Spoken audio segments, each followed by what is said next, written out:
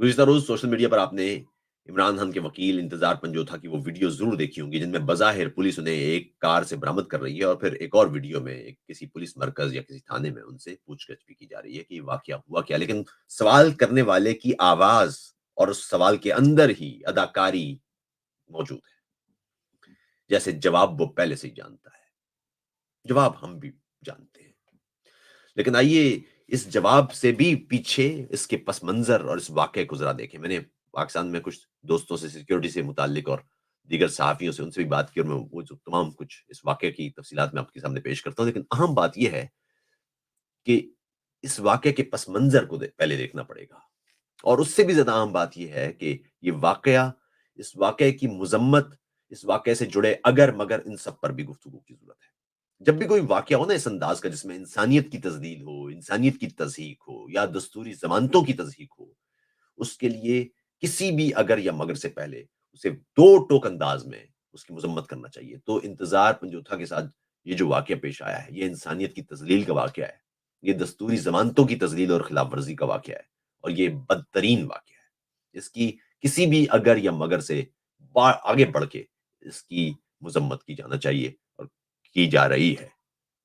अब आएँ ये वाक़या क्या है? वाक़या ये है कि पिछले 29 तारीख को 29 अक्टूबर को अदालत ने अटॉर्नी जनरल से कहा कि इंतज़ार पंजोथा को पेश किया जाए, वो जहाँ पर भी हैं।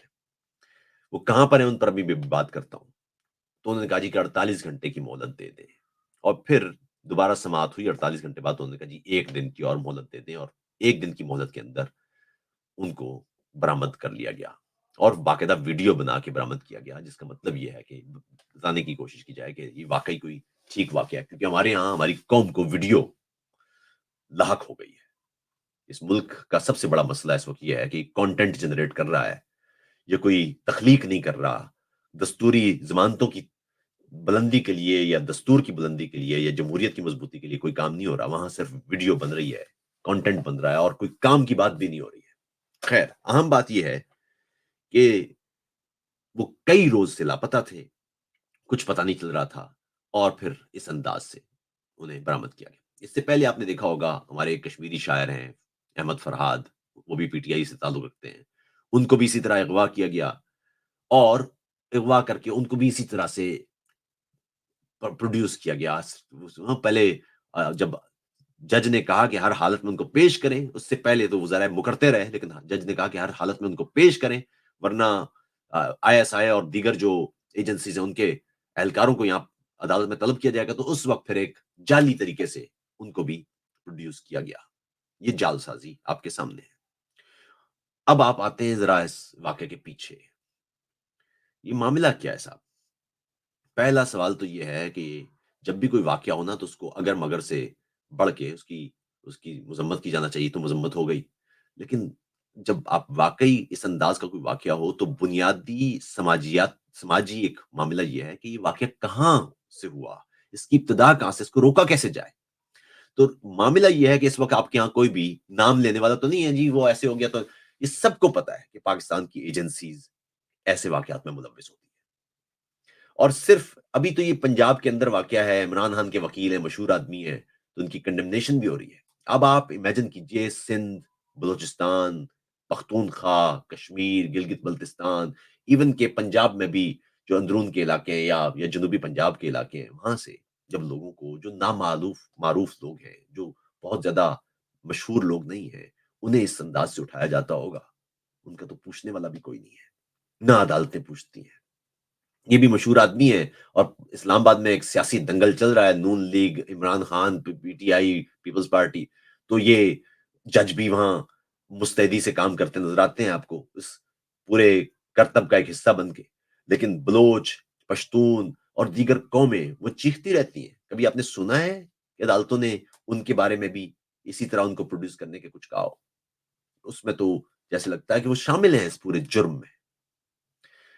अब आप आएँ ये वाक़यात शुरू कहाँ से हुए हैं? क्या ये किसी एक जमात, किसी एक सियासी हुकूमत का मामला है? नहीं, ये इस हुकूमत में भी हो रहे हैं।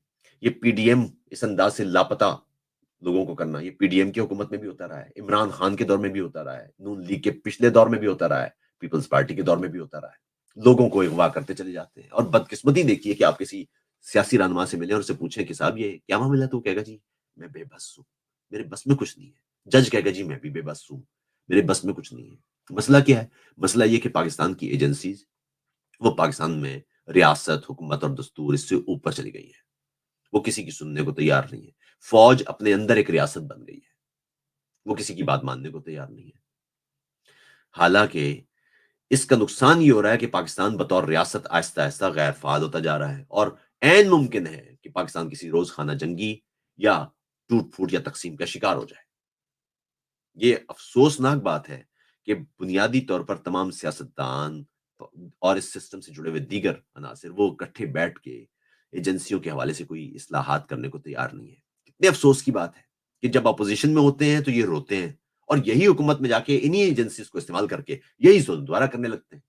نون لیگ کے دور میں آپ نے دیکھا کہ یہ ایجنسیز اپوزیشن کے خلاف استعمال ہوتی رہیں، اور عمران خان کے دور میں ہم نے دیکھا کہ یہ ایجنسیز اپوزیشن کے خلاف استعمال ہوتی رہیں۔ تو یہ ایجنسیز استعمال ہو رہی ہیں، کیوں ہو رہی ہیں؟ ہوتا یہ ہے کہ ایک غلط کاموں کا دھندا چل رہا ہے، اس بیچ میں اس دھندے کو جائز کرنے کے لیے ایجنسیز سیاستدانوں کے کام کرتی ہیں، حکومت کے کام کرتی ہیں، اور اس کا نتیجہ یہ نکلتا ہے کہ اپوزیشن کے ساتھ دستوری ضمانتوں کی پامالی جیسے واقعات وہ پیش آتے ہیں۔ یہ ہے بنیادی معاملہ۔ اس سے بھی زیادہ بنیادی معاملہ یہ ہے کہ اپوزیشن اور حکومت سے آگے نکل جائیں تو پاکستانی شہریوں کا معاملہ ہے۔ یہ بلوچستان میں، خیبر پختونخوا میں، گلگت بلتستان، ہر طرف یہ چل رہا ہے معاملہ۔ میں کب سے، مجھے تو اب 20 سال ہو گئے یہ کہتے ہوئے کہ جبری گمشدگی ہے، ان کا علاج کریں۔ یہ جو پاکستان میں ایجنسیز ہیں ان کا علاج کریں، یہ جب تک کہ یہ نامعلوم بنے ہوئے ہیں نا، یہ نامعلوم کیوں ہے؟ کیونکہ معاملہ یہ کہ اس کے کوئی اس واقعے کا آپ پوچھیں گے کہ کوئی گواہ ہے، کوئی گواہ نہیں ہے۔ اس واقعے کا کوئی ثبوت ہے، کوئی ثبوت نہیں ہے، کیونکہ ثبوت جمع کرنے والے اور گواہ جمع کرنے والے بھی خود ہی مجرم ہیں۔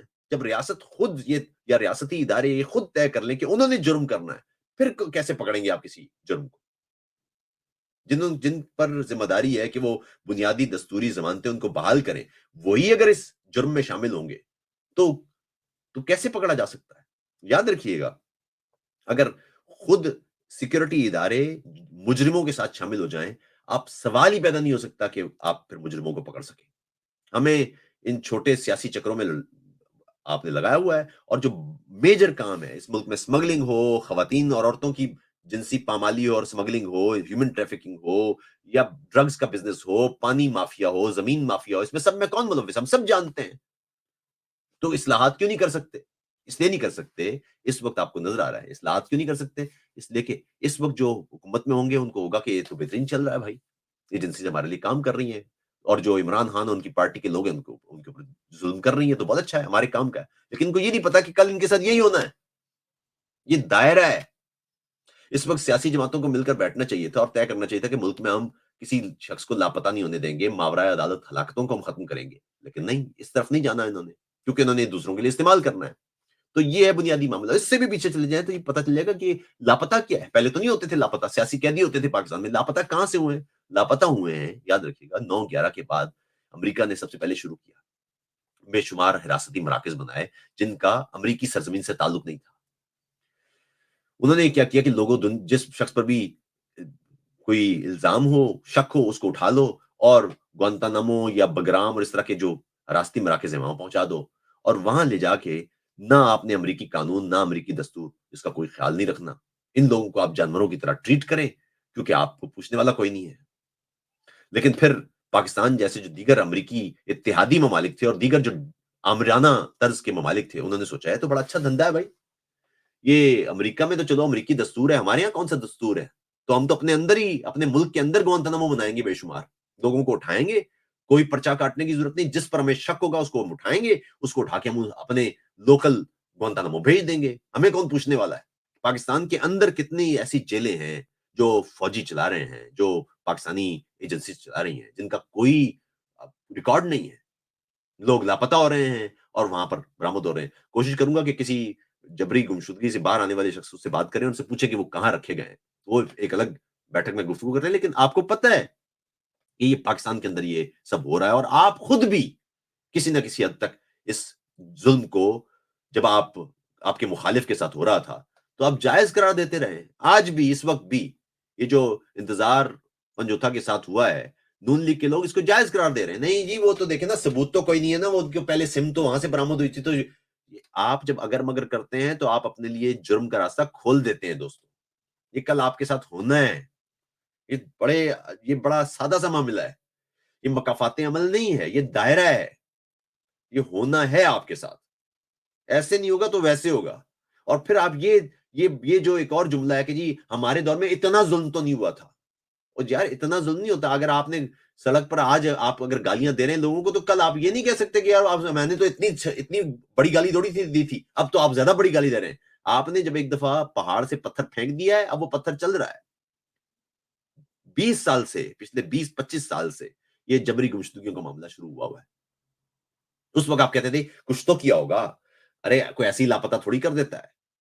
इसीलिए कहा जाता है कि जब आप ये काम एक जुर्म उसको जायज करार देते हैं, फिर उसका कोई हद, कोई उसका इख्तिताम नहीं होता। इसलिए इंतजार पंजोथा हो या पाकिस्तान के किसी भी इलाके में कोई भी शहरी, उसको जबरी गुमशुदगी किसी सूरत कबूल नहीं हो सकती। पाकिस्तान में एजेंसियों को लगाम डालना पड़ेगी, पाकिस्तान में इस्लाहात करना पड़ेंगी, पाकिस्तान में जमहूरी बालादस्ती और सिविलियन बालादस्ती के लिए काम करना पड़ेगा, तमाम सियासी जमातों को मिलकर बैठना पड़ेगा। और जो 26वीं तरमीम और फलां तरमीम की बजाय सबसे पहले बुनियादी दस्तूरी आईनी जमानतें उनके तहफ़्फ़ुज़ की तरमीम पास करें और उसमें तय करें कि फौज का किरदार उसको किसी सूरत में सिविलियन इलाकों में या सिविलियन शोबे में कबूल नहीं किया जाएगा। अगर आप ये नहीं करते तो ये बाकी सारे अल्ले तल्ले से कोई फायदा नहीं होने वाला। पाकिस्तानी अवाम को कोई इससे ना उसका फायदा है, ना इस कानून का कोई फायदा या इस्तिफादा वो उनको हो सकता है। याद रखिएगा, कानून बनाने का एक ही तरीका है और वो ये है कि वो सबके लिए हो और उसका फायदा सबको हो। ऐसा कोई भी कानून जिसका फायदा सबको ना हो या जिससे जिस जिस जो जो सब पर लागू बराबर ना हो सके, वो कानून नहीं होता। पाकिस्तान में अब तक कानून इसी उसूल के तहत बनाए जाते हैं कि वो हम पर लागू नहीं होंगे, दूसरे पर लागू होंगे। लेकिन मसला ये है कि वो लागू फिर आप पर भी होते हैं। इसलिए मेरी दरखास्त है कि एक तो इसमें ऐसे मामलात में अगर मगर उसको किसी सूरत कबूल ना करें। दूसरी बात, सब मिल के पाकिस्तान में जबरी गुमशुदगी और इस अंदाज से एजेंसियों की सिविलियन मामलात में मुलव्विस होने, इसको रोकने के लिए अपना किरदार अदा करें। आपकी राय में इस वाक़ये में कौन मुलव्विस है? जो भी मुलव्विस है उसका नाम लिखिए यहाँ पर ताकि इस पे बात की जा सके। अपना ख्याल रखिएगा। आदाब।